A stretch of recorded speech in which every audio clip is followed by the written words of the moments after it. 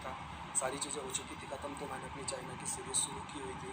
पर उसमें भी मेरे को प्रॉपर टाइम मिल नहीं पा रहा था क्योंकि काम की वजह से मैं यहाँ वहाँ जाता रहता हूँ। तो जब जैसा टाइम मिलता था तो अपलोड करके डालता था। पर हाँ, अभी कुछ दिनों से मैंने वीडियो देखना स्टार्ट किया, देख रहा हूँ कुछ सारी चीज़ों के नोटिफिकेशंस आ रहे हैं, इतनी सारी चीज़ें चल रही हैं। वापस से जो चीज़ 3 महीने पहले दब चुकी थी, मैंने कभी कुछ कहा नहीं था, ना किसी को कुछ बोला था, लेकिन वो चीज़ें अब वापस से उठ के बाहर आ रही हैं। ठीक है, आए ना आए वो एक अलग मैटर है, मुझे से कोई प्रॉब्लम नहीं, लेकिन अब वापस से फिर सारी चीज़ों की सुइयाँ मेरे तरफ घुमाई जा रही हैं। तो देखो भैया, बात ऐसी है सिंपल सी कि पिछली बार तो मैंने कुछ बोला नहीं क्योंकि बातें अलग अलग थी। ठीक है, सबकी अपनी अपनी बातें थी, सबने सब कुछ कहा, किसी ने कहा किसी ने नहीं कहा, तो वो मैटर अलग था। लेकिन इस बार बात क्या हो रही है कि अब बात जो है बहुत ज़्यादा हो रही है और बेवजह की बातें हो रही हैं कि जैसे कि सबूत पहुंचाया जाना, सारी चीज़ें करवाएं। तो भाई मेरे आप सबसे यही विनती है, अगर आपको कोई किसी भी प्रकार के सबूत पहुंचा रहा है, किसी के भी खिलाफ पहुंचा रहा है, तो या तो आप उसकी प्रॉपर डिटेल्स दें, नहीं दे पाते हैं तो कोई बात नहीं, लेकिन इन सारी चीज़ों से मुझे ना जोड़ा जाए क्योंकि मैंने आज तक कभी कोई चीज़ किसी को प्रोवाइड नहीं कराई है।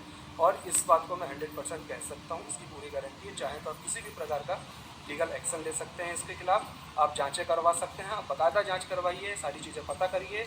जब आपको पता चल जाए कि हाँ इसमें कहीं भी इतना सा भी ज़रा सा भी मेरा हाथ है, तो आप इस पर बोलिएगा। लेकिन अगर आपको नहीं पता है तो मैं किसी को भी इस बार तो अनुमति बिल्कुल नहीं दूंगा कि इस बार मेरी तरफ इतनी सी भी उंगली कोई कर, कितनी इतनी सी भी, क्योंकि पिछली कंट्रोवर्सी में मैंने बहुत कुछ सुना है, बहुत कुछ सहा है, बहुत कुछ झेला है।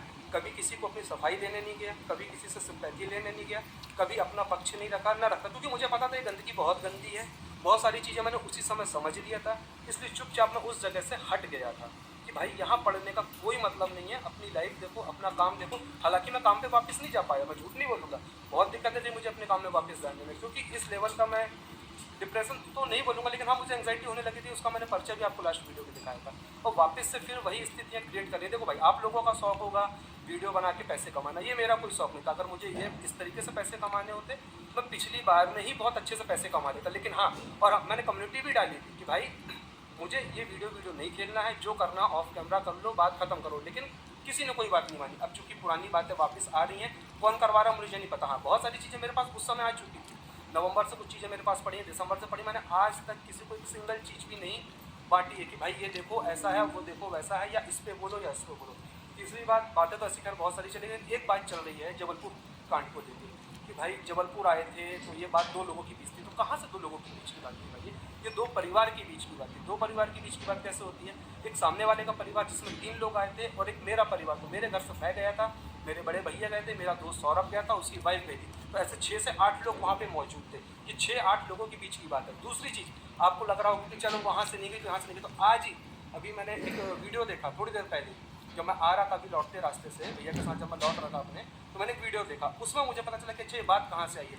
जो इनकी मतलब जिनसे मेरी सगाई हुई थी, उनकी जो पीआर थी, उनने तो खुद 4 जगह जाके वो बातें की हुई हैं। खुद वो पोल खोलो जी के, अभी मैंने एक वीडियो की क्लिप देखी, नहीं पोल खोलो जी का नहीं, हाँ नहीं, वीडियो क्लिप पोल खोलो जी की है, लेकिन वो पड़ी किसमें है, एक चैनल है सबूतों की दुनिया करके, उस पर वो क्लिप पड़ी हुई है कि जहाँ पे एक पूजा जी हैं, पूजा दीदी कोई हैं, उन्होंने बोला है कि मुझे तो खुद इनकी पीआर टीम ने बताया था, पूरी वृतांत बताई थी कि जबलपुर में क्या हुआ था। तो भाई जब आपके ही लोग चीज़ें लीक कर रहे हैं तो सारी चीज़ें मुझ पर क्यों आ रही हैं? या तो पहले आप अपने लोगों को परख लो कि आपके साथ कौन है और आपके खिलाफ कौन है, क्योंकि कई बार ऐसे बहुत से लोग हमारी लाइफ में आते हैं जो दिखते तो हमारे साथ है पर वो एक्चुअल में हमारे साथ नहीं होते हैं। और इस चीज़ का अनुभव मैंने इस 3 महीने में बहुत अच्छे से कर लिया है कि कौन आपका अपना बन के आता है और कौन आपका पराया बन के आता है। कई बार पराये लोग अपने हो जाते हैं और कई बार अपने लोग पराये हो जाते हैं। तो इस चीज़ की परख तो मुझे 3 महीने में बहुत अच्छे से हो गई है। तो या तो पहले आप प्रॉपरली उसकी जांच कर लें, तब किसी की तरफ शक की सुइयाँ घुमाएं। मैं मालूम है वो घड़ी टिक टिक टिक टिक टिक टिक टिक टिक टिक टिक चल रही है, चलती रहेगी, लेकिन वो सुई आके इस बार मेरी तरफ नहीं रुकनी चाहिए,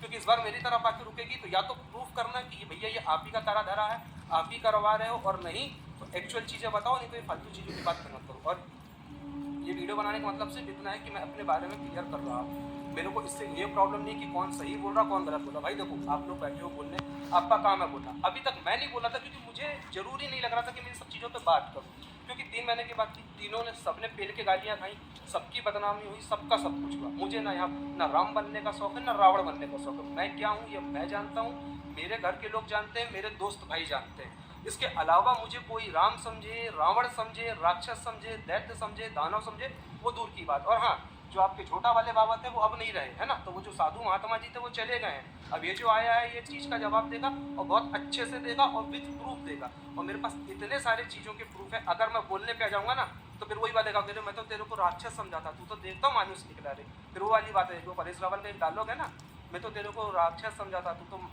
भला मानुस निकला। फिर वो वाली बात हो जाएगी। पर मुझे अपने आप को भला भी साबित नहीं करना है, बुरा भी नहीं करना। भाई मैं जो हूँ अपनी लाइफ में खुश हूँ, अपनी लाइफ जी रहा हूँ। जो चीज़ मुझे समझ नहीं आई मैं उसी दिन उस जगह से हट गया था। फिर उसके बाद मैंने उस चीज़ पे एक भी टीका टिप्पणी नहीं की।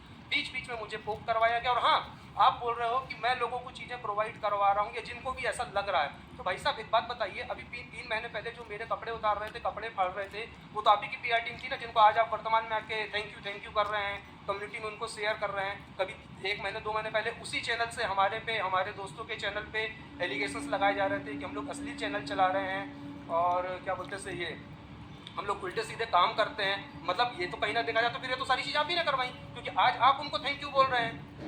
आप फिर क्यों उनको थैंक यू बोल रहे हैं जिन्होंने कभी ऐसी गंदी, मैंने तो आज तक किसी को थैंक यू नहीं बोला, किसी का चैनल अपनी कम्युनिटी पे नहीं डाला कि थैंक यू आपने अच्छा बोला, थैंक यू आपने या हेट यू आपने गलत बोला। ये तो मैंने आज तक नहीं किया किसी के साथ, किसी भी चैनल को नहीं बोला। हाँ, और दूसरी बात, आप कहते हैं कि ये सबसे बात करता, भाई हमारा काम ही हेल्प करने का। मैं हूँ चाहे मेरा दोस्त सौरभ हो, सब मेल करते हैं, डायरेक्ट चीज़ें करता हूँ। प्रॉब्लम क्या होती है पता, लोग आते हैं, भैया हमारा चैनल चला गया है, थोड़ा हेल्प करवा दो। अच्छा, करवा दिए। फिर थोड़ी देर से पूछते भैया क्या हुआ था, क्या, अब उसका आप क्या जवाब दोगे? किसी भी इंसान को पूछे क्या जवाब दो, भाई इस बारे में बात मत करो।